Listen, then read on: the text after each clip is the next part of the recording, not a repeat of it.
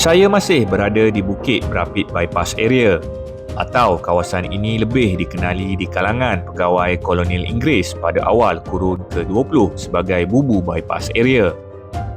Sebelum dunia mempunyai teknologi moden membelah dan meletupkan bukit menggunakan jentera berat ataupun mencipta bahan letupan seperti dinamit bagi tujuan pembinaan terowong jalan raya maupun terowong kereta api, Bandar Taiping dan Kuala Kangsar hanya dihubungkan dengan denai laluan kecil kereta kuda dan juga kereta lembu antara satu sama lain.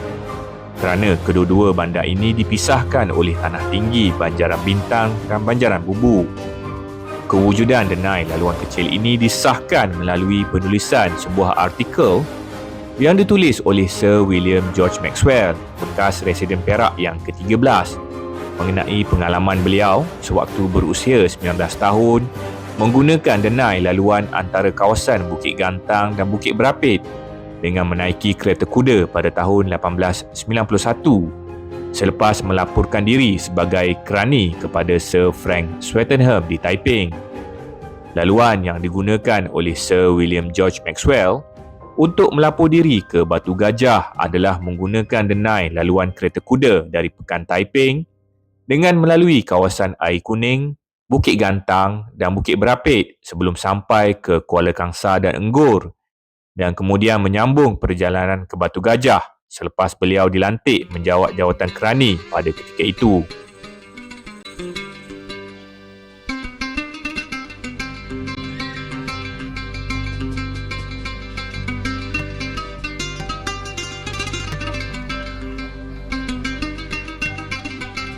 Sejarah kepentingan kawasan Bukit Berapit dapat disusur seawal kurun ke-19 di mana Sultan Perak ke-19 ketika itu iaitu Sultan Malik Mansur Shah selaku pemerintah feudal negeri Perak sebelum kedatangan Inggeris telah memberi kuasa kepada pembesar Melayu bernama Cik Alang Idin dengan gelaran Datuk Panglima Bukit Gantang untuk memerintah dan menjaga keselamatan denai laluan ini serta memungut cukai di utara negeri Perak, khususnya di kawasan Krian dan Kurau bagi pihak Sultan.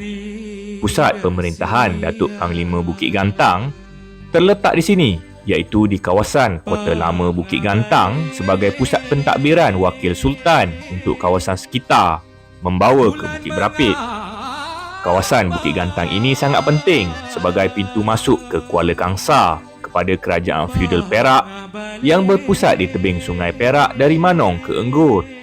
Jalan masuk dari arah utara kawasan pemerintahan kerajaan feudal Perak ini diapit oleh Banjaran Bintang dan Banjaran Bubu serta sebagai benteng semula jadi yang memisahkan Perak Tengah dan Perak Utara.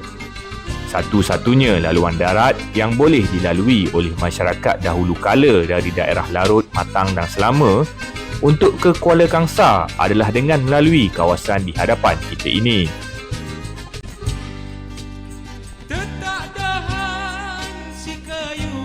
Sejarah akses perhubungan antara negeri Perak dengan dunia luar, khususnya Pulau Pinang sebelum terbinanya jalan darat yang lebih luas bermula pada 1920-an dan sebelum wujudnya landasan kereta api dan jalan raya Federal Route 1 merentasi kawasan Bukit Berapit Bypass Area adalah lebih dahulu dihubungkan dengan jalan laut dari 3 pelabuhan utama, iaitu Pelabuhan Terong yang terletak di Kuala Terong, Pelabuhan Teluk Anson dan Pelabuhan Portwell untuk ke Pelabuhan Georgetown di Pulau Pinang yang ketika itu terlebih dahulu menjadi tanah jajahan British disebabkan prospek industri pelombongan biji timah yang cukup besar di Perak.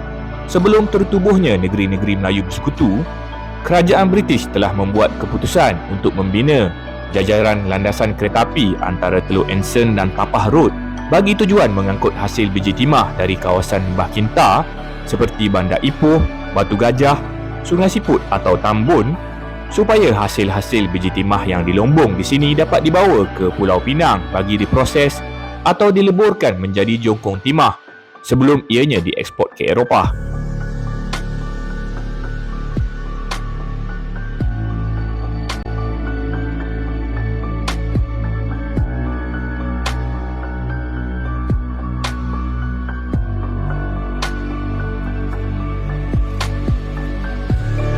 Namun segala-galanya mula berubah pada akhir kurun ke-19 apabila kestabilan politik berjaya dicapai di Malaya dengan penubuhan negeri-negeri Melayu Bersekutu pada tahun 1896 yang turut dipacu oleh revolusi industri pada pertengahan kurun ke-19 serta permintaan sumber biji timah yang sangat tinggi dari Eropah. Disebabkan dinamik baru ini, kerajaan British bersetuju membelanjakan sejumlah wang yang sangat besar bagi membina akses perhubungan rel kereta api antara Taiping dan Kuala Kangsar melalui kawasan Bukit Gantang dan Bukit Berapit Bypass Area seawal tahun 1890-an. Mengambil kira hasil keuntungan biji timah yang sangat lumayan yang dilombong di kawasan Sungai Siput dan Tambun untuk dibawa secara langsung ke Pulau Pinang tanpa perlu melalui pelabuhan Teluk Anson. Dalam masa yang sama, kerajaan British turut melebarkan jalan darat untuk digunakan oleh kereta kuda dari Bukit Gantang ke Padang Rengas bermula dari tahun 1898 hingga 1903. Kesimpulannya, kawasan Bubu Bypass Area adalah missing link penting antara kawasan utara Perak dan juga Middle Perak serta mengambil kira kepentingan strategik lokasi ini yang pernah berlakunya peperangan antara kerajaan feudal Perak dengan bala tentera Kedah yang ketika itu telah dikerah oleh kerajaan Siam untuk menyerang istana Kuala Kangsar melalui kawasan Bukit Gantang pada awal kurun ke-19. Disebabkan kepentingan kawasan yang sangat strategik ini, hanya tokoh-tokoh Melayu yang benar-benar berkebolehan sahaja akan diberikan surat kuasa selaku Wakil Sultan Perak untuk memerintah dan menjaga kawasan ini. Justru, tidak hairanlah tokoh-tokoh Melayu yang pernah ditambalkan sebagai Datuk Panglima Bukit Gantang adalah dari mereka yang benar-benar berkebolehan dan mempunyai pengaruh yang kuat dalam sejarah pembangunan negeri Perak, khasnya dan juga negara amnya.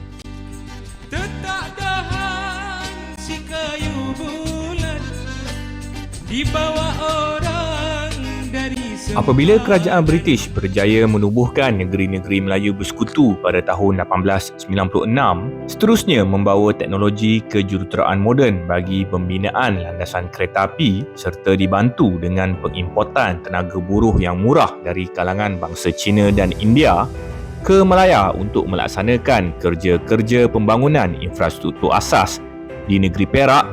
Barulah landasan kereta api dan terowong di kawasan Gunung Bubu atau Bukit Berapit Bypass Area ini dapat ditebuk.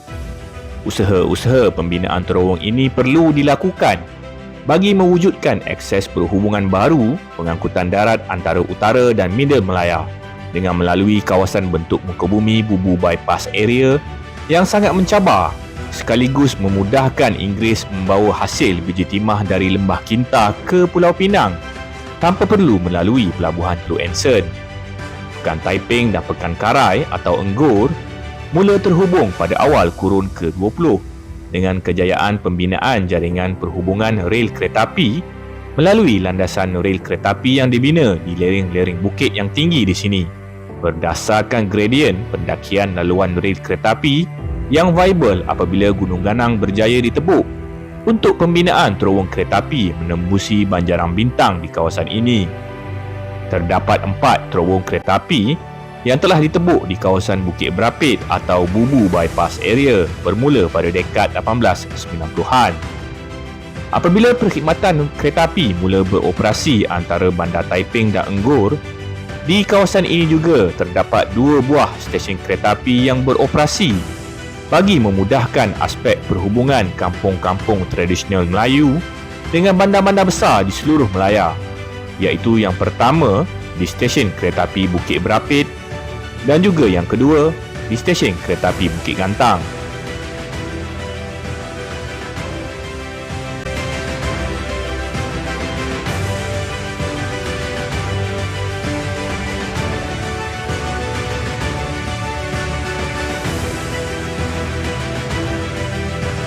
Pada tahun 1932, jalan darat antara Pekan Taiping dan Kuala Kangsar menjadi bertambah penting dengan perasmian jambatan baru oleh almarhum Sultan Iskandar.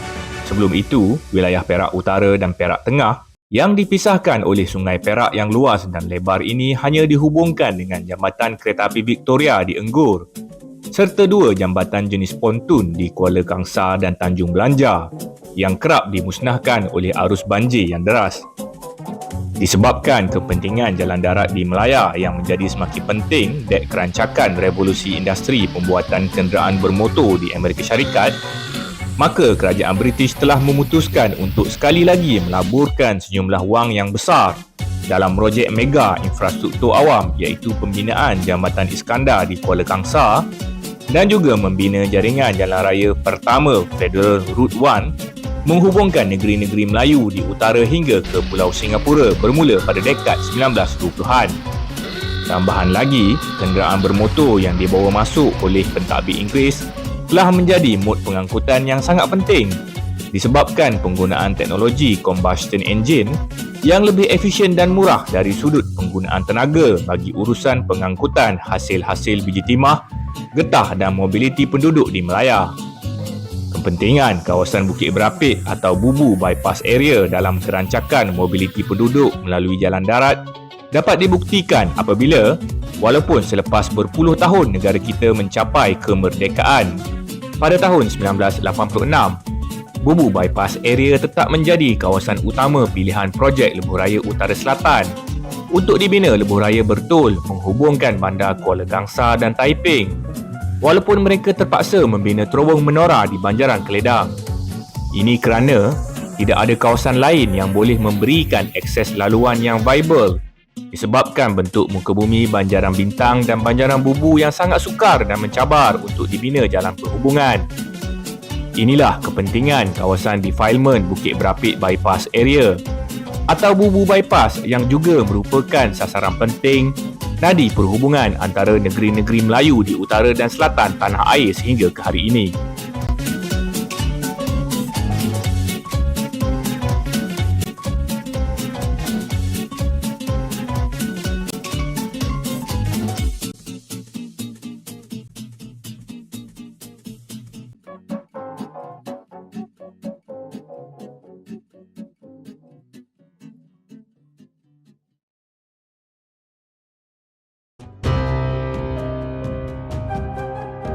Kawasan Bubu Bypass Area merupakan kawasan yang sangat penting sehingga ke hari ini dalam strategi taktik pertahanan dan keselamatan di Semenanjung Malaysia.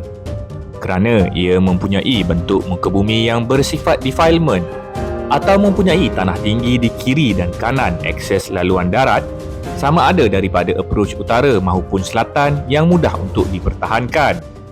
Hanya di lokasi ini berlaku pertemuan antara akses jalan raya Federal Route 1 dan juga jajaran rel kereta api dari utara ke selatan di satu lurah kecil yang mudah untuk dipertahankan. Saya labelkan lokasi penting ini sebagai A1 Area Target. Kelebihan bentuk muka bumi ini sepatutnya boleh digunakan oleh tentera British yang tidak dibekalkan dengan sebarang aset kereta kebal tetapi perlu menahan asakan serangan daripada tentera Jepun untuk satu tempoh waktu yang panjang. Tambahan lagi, tentera Jepun perlu menggunakan akses laluan darat sebagai mod utama pengangkutan quartermaster element untuk membawa senjata berat dan bekalan makanan serta peluru dari point of entry sejauh pelabuhan Bangkok untuk menyokong kempen peperangan mereka di Melaya. Saya ada tekankan perkara ini di dalam episod ketiga siri pengunduran dari Sungai Krian. Inilah center of gravity pasukan 25th Army Tentera Imperial Jepun yang tidak pernah diserang atau diganggu oleh tentera British sepanjang peristiwa pertempuran di Melaya.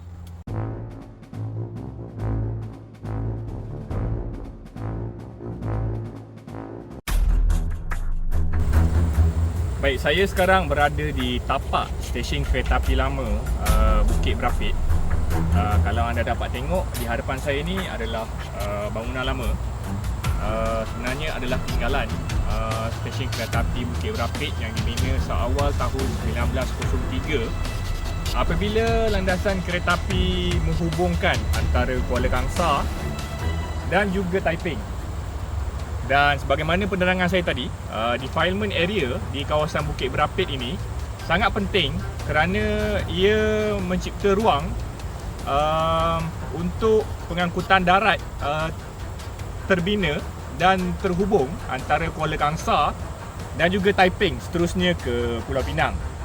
Dan sebagaimana video yang saya tunjukkan sebentar tadi juga, walaupun negara kita telah mencapai kemerdekaan dan masuk ke era yang lebih moden, tetapi tidak ada teknologi yang boleh membelah gunung, iaitu di sebelah kanan saya ni, Bubu Bypass ataupun Gunung Bubu, hanya perlu melalui di kawasan ini kerana dia lebih ekonomikal, teknologi dia boleh dicapai serta kos yang sangat rendah lah.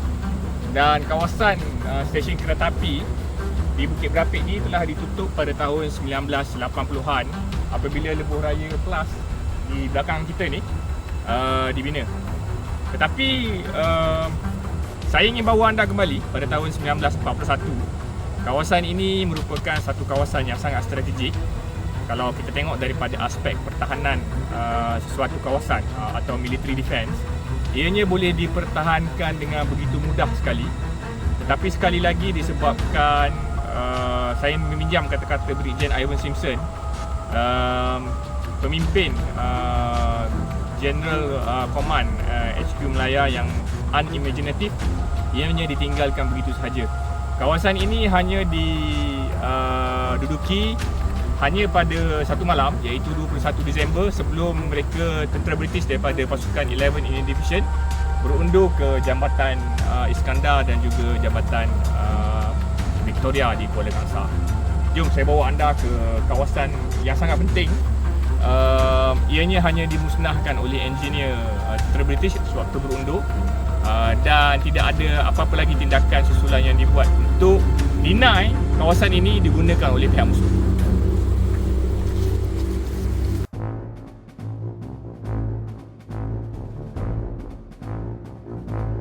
Untuk maklumat penonton, ini adalah kali pertama saya berkunjung ke lokasi ini.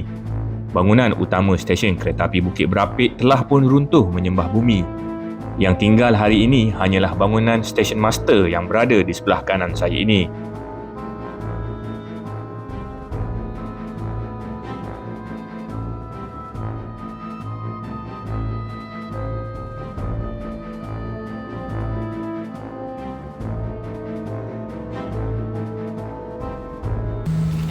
Tempat di mana kita berada ni adalah stesen lama kereta api Bukit Berapit, tapi ianya sudah. Ketika pendudukan Jepun di Melaya, mereka telah meletakkan sejumlah anggota berkubu di kawasan sekitar stesen kereta api ini sebagai langkah kawalan aktiviti sabotaj atau ancaman ambush daripada anggota gerila bintang 3. Selain itu, tentera Jepun turut membina kubu konkrit di kawasan ini sebagai persediaan perang sekiranya British bertindak menyerang Melaya.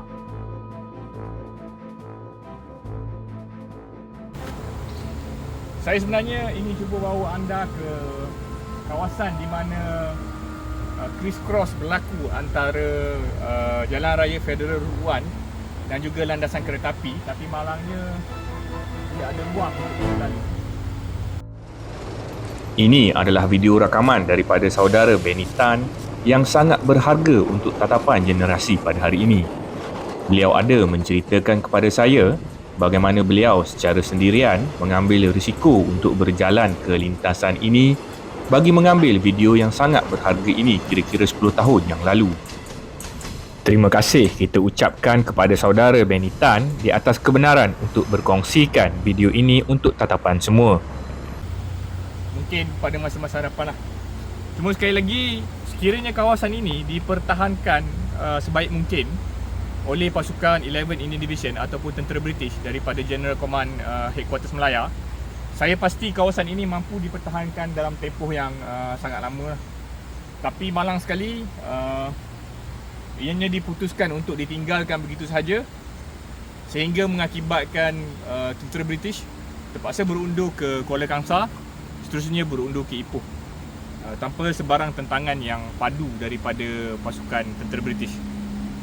Walaupun hakikatnya tentera Jepun memerlukan akses laluan jalan raya kerana mereka membawa kereta kebal dengan begitu banyak, lebih kurang dalam 200 buah. Nak tak nak, tentera Jepun perlu menggunakan lebuh raya Federal Route 1 di sebelah kita, di sebelah kiri kita. Tetapi disebabkan unimaginative leadership daripada tentera British waktu itu, kawasan ini ditinggalkan begitu saja. Sepatutnya kawasan ini boleh dipertahankan. Tambahan lagi, syur daripada Brigjen Ivan Simpson supaya sekitar defilement area ini ditanam periuk api tidak diendahkan. Dan walaupun General Arthur Percival tidak mengendahkan nasihat daripada Brigjen Ivan Simpson, tetapi Brigjen Ivan Simpson bersama Kor Jurutera di bawah arahan beliau pada waktu itu tetap mengambil inisiatif untuk membina tank obstacle yang berbentuk seperti simen ataupun batu dimasukkan di dalam tong drum, dan dia telah menghantar tank obstacle yang dibina sendiri ke kawasan Sehingga Bido di utara. Tank obstacle tersebut dibuat di kawasan Singapura dan juga Johor, tetapi dia hanya mampu menghantar pada 21 Disember paling awal sehingga ke Bido. Tank obstacle tersebut tidak sempat sampai di kawasan inilah. Mungkin salah satu faktor kawasan ini ditinggalkan dan tidak dipertahankan. Tapi itu bukan alasan. Kerana bagi taktik pertempuran ataupun taktik pertahanan, physical features ataupun bentuk muka bumi perlu digunakan sebagai advantage untuk pasukan pertahanan mempertahankan kawasan. Apatah lagi final through untuk musuh melalui jalan raya dan juga landasan kereta api. Kalau zaman dahulu tempat kita berdiri ni adalah landasan kereta api yang menghubungkan Taiping ke Kuala Kangsar melalui stesen kereta api ni. Tetap ianya tidak dipertahankan dan ditinggalkan begitu saja. Mengikut bacaan saya di dalam buku Sir Lionel Wigmore ataupun Official History Australian War in 1939 to 1945, kawasan ini hanya diduduki untuk satu malam saja. Itu pun sebagai rearguard action bagi mengelakkan musuh bergerak terlalu laju daripada Taiping menuju ke Kuala Kangsar. Kawasan ini hanya diduduki pada 21 Disember sebelum ianya ditinggalkan dan tentera British berundur ke Kuala Kangsar.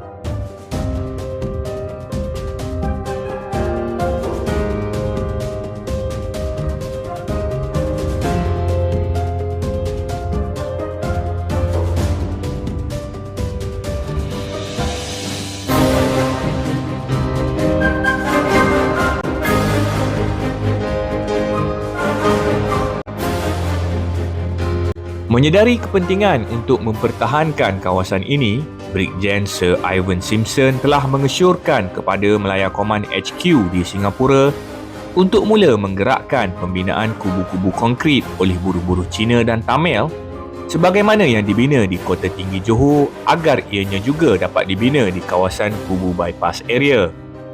Selain itu, beliau juga mengesyorkan sejumlah periuk api mula dipasang untuk memerangkap pergerakan kereta kebal musuh bagi memudahkan unit anti-tank gun tentera infanteri British memusnahkan kereta kebal musuh yang membuat serangan melalui kawasan defilement di sini.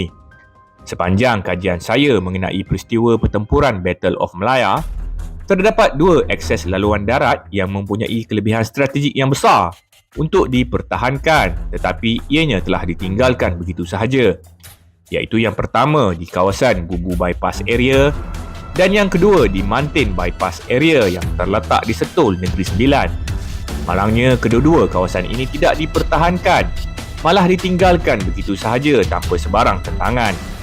Walaupun kawasan Bubu Bypass sempat diduduki oleh tentera Gurkha daripada pasukan 28 Indian Brigade yang dipimpin oleh Commanding Officer Colonel William Selby pada 21 hingga 22 Disember 1941 selama satu malam, dan Mantin Bypass Area sempat diduduki oleh unit 5th 14 Punjab yang diperintah oleh Kapten Juneja buat sementara waktu pada awal Januari 1942. Saya percaya tentera Jepun sendiri sewaktu melalui kedua-dua kawasan ini berasa terkejut di atas tindakan tentera British untuk tidak mempertahankan kawasan strategik bersifat defilement seperti ini. Tindakan ini adalah antara bukti jelas kelemahan kepimpinan Lieutenant General Arthur E. Percival selaku General Officer Commanding Malaya Command yang telah menyumbang kepada kekalahan atau kejatuhan tanah Melayu lebih awal dari jangkaan pihak tentera Jepun sendiri.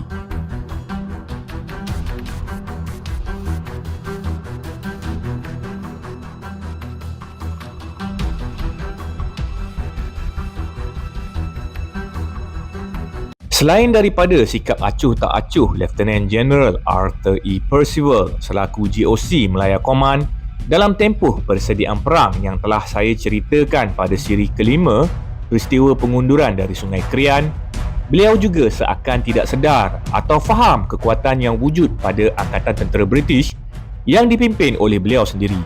Antara kritikan terhadap aspek kepimpinan dan keputusan yang diambil oleh beliau sewaktu peperangan adalah berkaitan aspek atur gerak Regimen Askar Melayu dan juga pasukan Independent Company First Perak Federated Malay States Volunteer Force yang tidak dibuat dengan betul, iaitu dengan mengekalkan pasukan Askar Melayu di garison pertahanan selatan Pulau Singapura, manakala pasukan First Perak Battalion hanya diatur gerak ke kawasan yang kurang penting, iaitu lebih kepada menjaga kemudahan awam di negeri Perak berbanding untuk tujuan kombatan atau tiada sebarang inisiatif penubuhan pasukan gerila tempatan.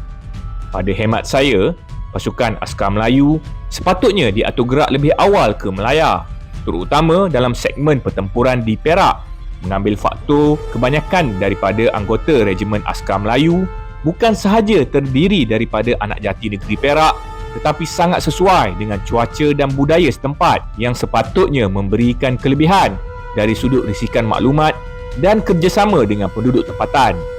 Kritikan saya yang paling besar terhadap kepimpinan Percival adalah strategi penggunaan senjata artileri 25 pounder gun yang tidak dibuat secara efektif sebagai senjata sokongan kepada pasukan infanteri tentera British di barisan hadapan. Sama ada menggunakan senjata ini secara intensif mengebom kemarahan pihak musuh melalui kawasan defilement utama berstatus A1 area target mahupun eksplorasi penggunaan senjata ini sebagai senjata anti-tank gun dalam masa-masa kecemasan. Senjata 25 pounder gun adalah senjata yang sangat-sangat berbahaya dan sangat diguruni oleh pihak musuh dan perkara ini turut diakui oleh Kolonel Masanabu Suji sendiri. Penggunaan senjata artileri 25 pounder gun ini sepatutnya digunakan sebaik mungkin pada segmen pertempuran di negeri Perak, khususnya di kawasan lintasan Sungai Perak serta kawasan-kawasan defilement area utama termasuk di Bubu Bypass sebagai kelebihan utama dalam aspek War of Attrition strategi sebagaimana yang dilaksanakan oleh tentera Amerika Syarikat di Guadalcanal dan juga di New Guinea. Tambahan lagi, sepanjang kajian saya berkenaan Perang Dunia Kedua di Melaya, tentera British tidak pernah menghadapi masalah counter battery fire daripada pihak musuh walaupun sekali. Selepas tentera Gurkha dari pasukan 28 Indian Brigade ditarik dari kawasan Bubu Bypass area melintasi Jambatan Iskandar pada 22 Disember 1941, Lieutenant General Arthur E. Percival telah memecat Major General Murray Leon dan menggantikan beliau dengan Brigjen Archibald Paris sebagai pemerintah baru pasukan 11 Indian Division. Major General Murray Leon dipecat mengambil kira prestasi buruk pasukan tentera British dalam segmen pertempuran di utara Melaya, khususnya di Jitra dan Gurun. Walaupun pada asalnya strategi dan tindakan pengunduran tentera British dari Sungai Krian adalah nasihat Murray Leon kepada Percival untuk mereka bertahan di tebing Sungai Perak, khususnya di 3 lokasi utama iaitu di Enggur, Kuala Kangsar dan juga Tanjung Belanja. Percival yang tidak pernah mempunyai wawasan sendiri selaku jeneral perang dan pemerintah ulung tentera British di Melaya mengubah keputusan awal pada asalnya untuk bertahan di sini iaitu di tebing Sungai Perak kepada strategi pengunduran ke Kampar, mengambil kira nasihat baru daripada Brigjen Archibald Paris yang berpandangan posisi di Kampar yang bersifat defilement lebih sesuai dipertahankan berbanding tentera British mengambil risiko kekal bertahan di tebing Sungai Perak.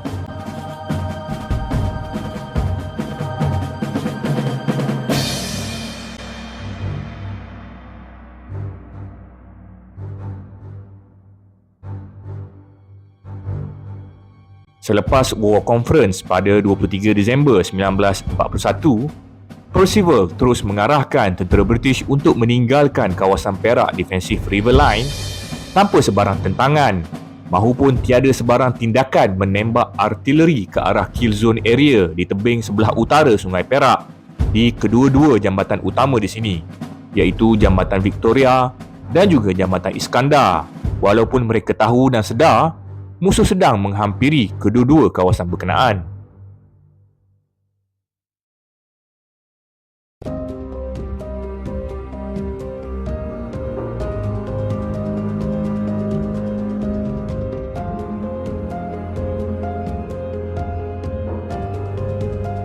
Di dalam chapter terakhir siri pengunduran dari Sungai Krian ini, saya akan membawa anda semua menelusuri Jalan Raya Federal Route 1 melalui rakaman video peribadi seorang pegawai tentera British yang ditempatkan di Ipoh sewaktu era darurat yang lalu. Beliau telah merakamkan suasana video di sekitar kawasan Bubu Bypass area, dan video yang diambil melalui perkongsian saudara si burung hantu di Facebook ini mampu memberikan suasana perbandingan keadaan di Bubu Bypass area pada dekad 1950-an dan sekarang.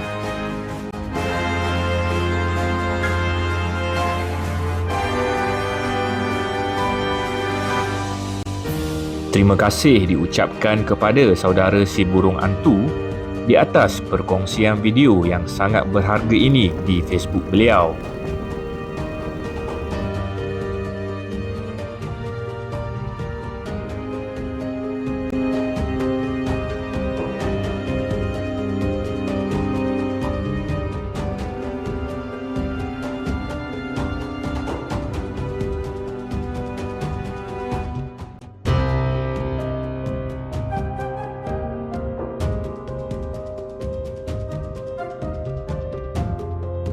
Kemudian, saya akan membawa anda menelusuri denai laluan berkebun kecil untuk mencari tapak jajaran rel kereta api lama yang menghubungkan stesen kereta api Bukit Berapit ke stesen kereta api Bukit Gantang dengan melalui tapak landasan rel lama yang dibina oleh buruh Tamil pada dekad 1890-an. Rel dan sleeper lama ini sudah dibongkar selepas kerajaan membina jajaran baru Double Railway Track Electrified yang siap pada tahun 2013.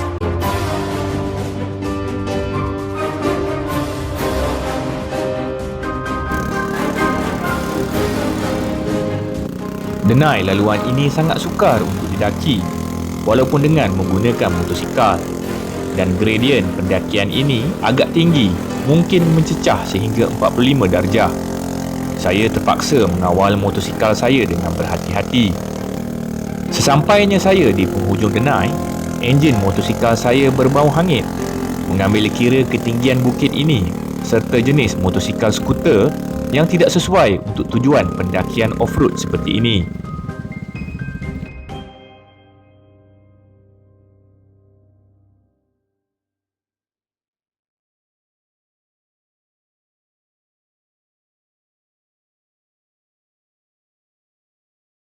Saya sekarang berada di ketinggian kira-kira 200 hingga 300 meter dari aras laut.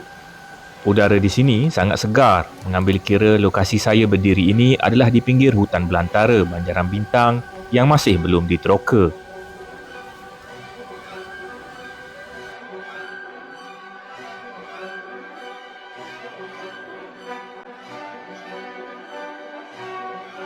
Saya sekarang berdiri pada paras lebih kurang 200 meter daripada paras laut. Di sekeliling saya dilingkungi oleh Gunung Ganang ataupun Bukit Bukau, dan saya masih berada di kawasan Bukit Berapit. Dan tempat saya berdiri ini adalah bekas landasan lama kereta api ataupun jajaran rel kereta api yang menghubungkan stesen kereta api lama Bukit Berapit yang saya telah bawa anda tadi menuju ke sebuah lagi stesen kereta api lama yang dipanggil stesen kereta api Bukit Gantang. Stesen tersebut juga sudah tidak digunakan pada hari ini. Tetapi di dalam pengkajian saya mengenai sejarah peristiwa pertempuran Perang Dunia Kedua, landasan rel kereta api ini merupakan satu akses darat yang sangat penting kerana kita tahu bahawa pengangkutan kereta api boleh mengangkut sejumlah aset dan juga anggota infanteri dengan begitu banyak. Dan tempat sekiranya kita menyusur landasan rel kereta api di hadapan saya ini, kita akan berjumpa satu stesen lama kereta api, Bukit Gantang, yang sudah tidak digunakan. Seterusnya satu kawasan perkampungan orang Melayu yang dipanggil sebagai Air Kuning, dan juga seterusnya ke Bandar Taiping. Dan dalam peristiwa pertempuran Perang Dunia Kedua, landasan rel ini masih lagi berfungsi dan ianya tidak dimusnahkan oleh tentera British yang berundur ke kawasan Kampar, seterusnya ke Ipoh. Dan saya ingin bawa anda, sekiranya kita menggunakan doktrin pertempuran Perang Dunia Kedua pada tahun 1940-an, atau lebih spesifik lagi di dalam doktrin pertempuran yang digunakan oleh tentera British pada tahun 1941, kritikan pedas saya atau kritikan tajam saya terhadap GOC Malaya Command ketika itu, iaitu Lieutenant General Arthur E. Percival, beliau tidak mempunyai imajinasi yang kreatif untuk mempertahankan sesuatu kawasan di Melaya. Justru kawasan defilement area, Bukit Berapit bypass area seperti yang ada di hadapan kita ini, ditinggalkan begitu saja tanpa dilakukan sebarang tindakan pertahanan. Wa ima tindakan serah hendap sekalipun tidak dilakukan di kawasan ini. Dan kalau anda dapat tengok, di hadapan saya ini adalah jajaran rel kereta api terkini yang mula berfungsi pada tahun 2013, iaitu double railway track. Dan di hadapan sedikit daripada kita, anda boleh tengok Lebuh Raya Plus, dan di antara rel double railway track dan juga Lebuh Raya Plus adalah Federal Route 1. Dan di dalam doktrin pertempuran Perang Dunia Kedua, senjata yang paling ampuh yang dimiliki oleh tentera British pada ketika itu adalah 25 pounder gun, iaitu senjata artileri. Sekiranya saya diberikan peluang untuk diberikan tanggungjawab mempertahankan kawasan ini, saya akan menyusun senjata artileri saya di sepanjang laluan rel track ini, dan saya akan letupkan beberapa terowong kereta api di hadapan saya untuk memalam ia daripada digunakan oleh pihak musuh yang mara. Seterusnya saya akan menembak tembakan artileri 25 pounder gun saya secara bertubi-tubi ke arah jalan Federal Route 1 yang terletak lebih kurang 1 km daripada kita. Dan kalau kita tahu senjata 25 pounder gun artileri, jarak berkesan dia adalah lebih kurang dalam 7 km, dan jarak maksimum dia adalah lebih kurang dalam 13 km, give and take lah. Dan antara kritikan yang diberikan terhadap Lieutenant General Arthur E. Percival bukan sahaja oleh saya tetapi juga oleh general-general yang diletakkan untuk bertugas di bawah pengarahannya, seperti General Bennett ataupun Colonel Ian McAllister Stewart, dan juga beberapa orang pegawai kanan tentera British pada ketika itu. Mereka menyatakan bahawa Lieutenant General Arthur E. Percival tidak bersifat imajinatif yang tinggi untuk menggunakan aset yang ada bagi mempertahankan sesuatu kawasan.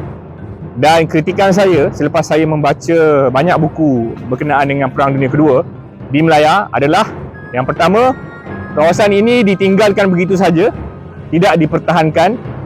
Yang kedua, tidak ada tindakan untuk meletakkan sekumpulan anggota yang mungkin berkekuatan platoon ataupun company untuk melakukan serangan hendap terhadap pasukan tentera Jepun 5th Guard Division yang datang daripada arah Taiping menggunakan Lebuh Raya Federal Route 1 di hadapan kita. Terowong di sepanjang jajaran rel kereta api yang kita berdiri sekarang ni, daripada Taiping, Bukit Gantang, Bukit Berapit, seterusnya ke Padang Rengas, terdapat 4 buah terowong utama, tidak diletupkan, ditinggalkan begitu saja. Rel ini tidak dimusnahkan.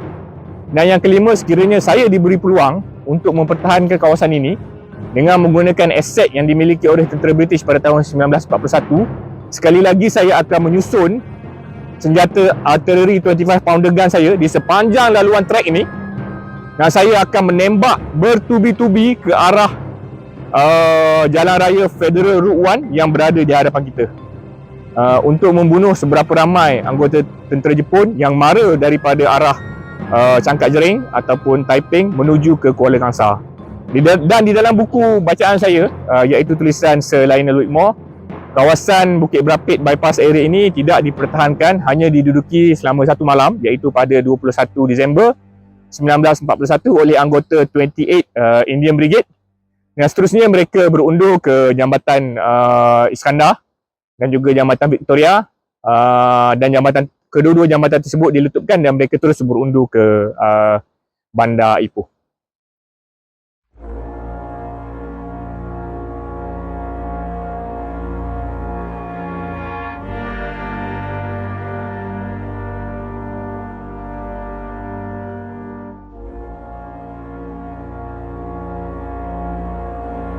Menyedari hakikat kepentingan lokasi strategik kawasan Bubu Bypass Area, seorang pegawai kanan tentera Scotland daripada Battalion 2nd Argyll and Sutherland Highlanders yang sedang bertugas di Singapura di bawah Malaya Command Reserve bernama Major Angus Rose telah mencadangkan kepada Lieutenant General Arthur E. Percival supaya satu operasi khas serang hendap ke atas konvoi tentera Jepun dilaksanakan di kawasan Bubu Bypass Area untuk melumpuhkan rantaian bekalan makanan dan kelengkapan perang mereka dalam usaha tentera British menghentikan momentum serangan pantas musuh sejak perang bermula pada 8 Disember 1941.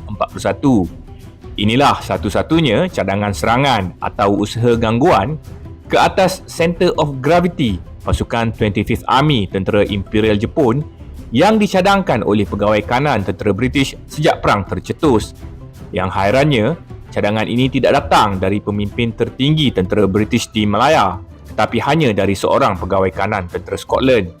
Walau bagaimanapun, serang hendap di kawasan Bubu Bypass berkenaan gagal untuk dilaksanakan disebabkan situasi air surut di Kuala Terong yang telah menggagalkan satu kekuatan pelatun untuk didaratkan mengikut jalan laut menggunakan kapal Royal Navy HMS Kudat.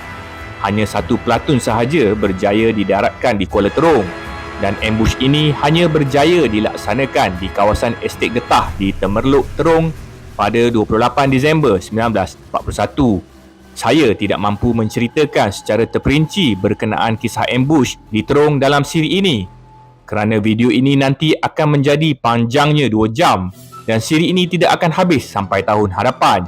Memadai untuk saya simpulkan bahawa konsep ambush itu sudah wujud dan telah difahami oleh pegawai kanan tentera British di Malaya. Cuma ia tidak diteroka dengan serius untuk dilaksanakan oleh pemerintah tertinggi tentera British ketika itu.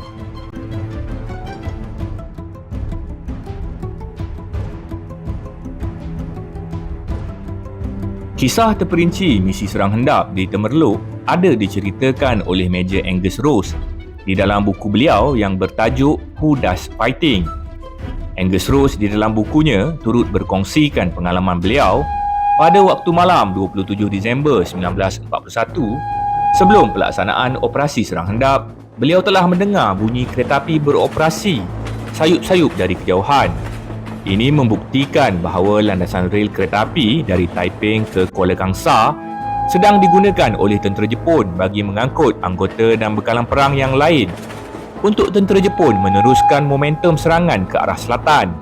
Yang lebih menyedihkan daripada 4 terowong kereta api yang ada di kawasan Bubu Bypass, tidak ada satu pun yang dimusnahkan oleh anggota jurutera diraja tentera British sewaktu mereka sedang panik berundur ke Kuala Kangsar dalam usaha untuk melambatkan kemarahan pihak musuh. Kenapakah Percival tidak memastikan pasukan 11 Indian Division terutama dari unit Sappers and Miners benar-benar melaksanakan tindakan Scorched Earth Policy secara total terhadap akses laluan darat di sini, termasuk memusnahkan 4 terowong kereta api di Bukit Berapit Bypass area ini amat menghairankan saya.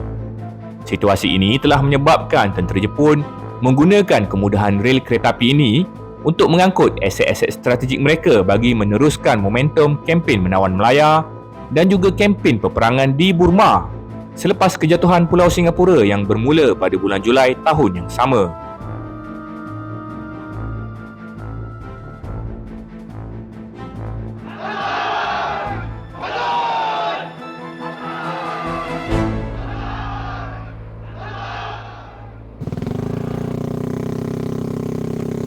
Kita bergerak mencari stesen kereta api lama Bukit Gantang.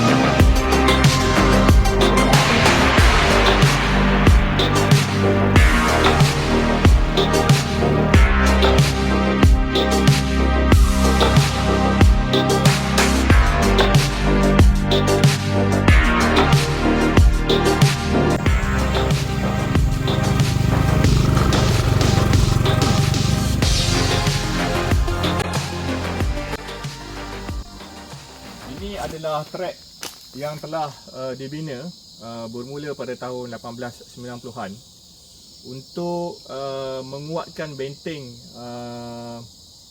tebing yang di sebelah kanan kita ni daripada runtuh dan menimpa laluan rel kereta api ni.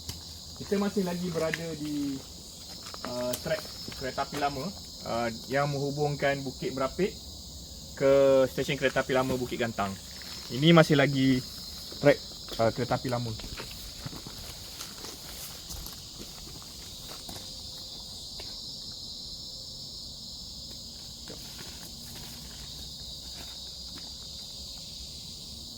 Trek ini dibina dengan menggunakan peralatan tangan pada tahun 1890-an dulu.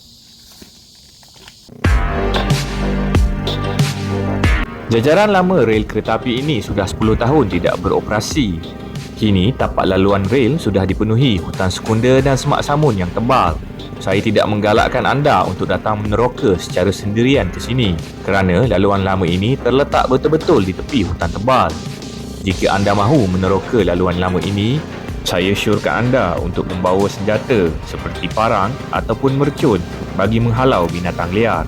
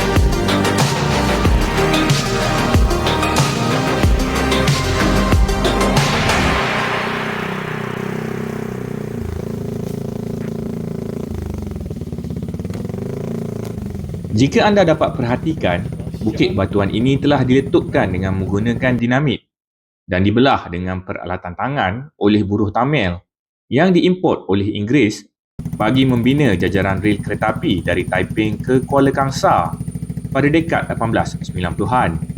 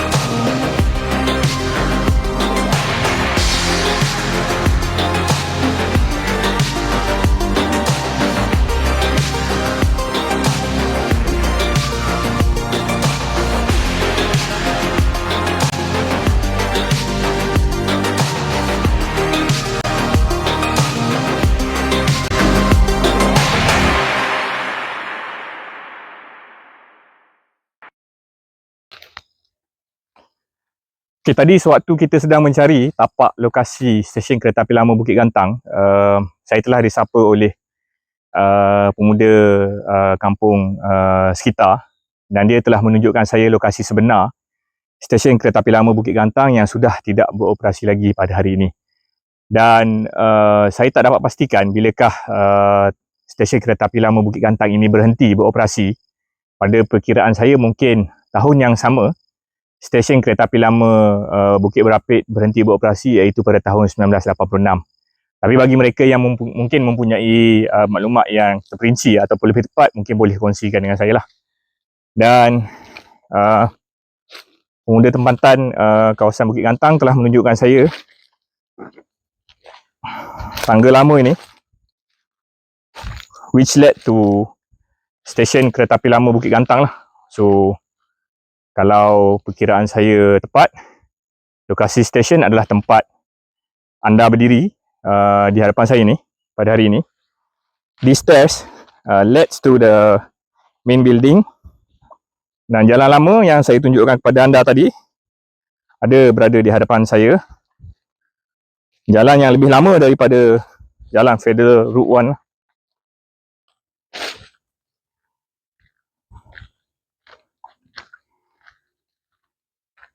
Kita dapat tengok pada hari ini masih lagi ada puing-puing lama bangunan stesen kereta api lama Bukit Gantang di sebelah kiri saya. Tapi saya tak dapat pastikan bilakah stesen ini berhenti beroperasi. Tekaan saya mungkin tahun sama stesen kereta api lama Bukit Berapit berhenti beroperasi, iaitu pada tahun 1986. Hari ini kita hanya dapat tengok struktur konkrit lama bank ni lah.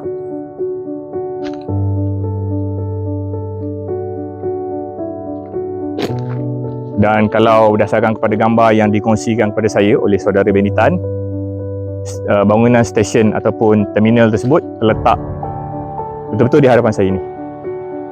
Which the stairs led to the main building. Dan trek lama landasan kereta api adalah di sebelah kanan saya berada, di atas tebing tinggi.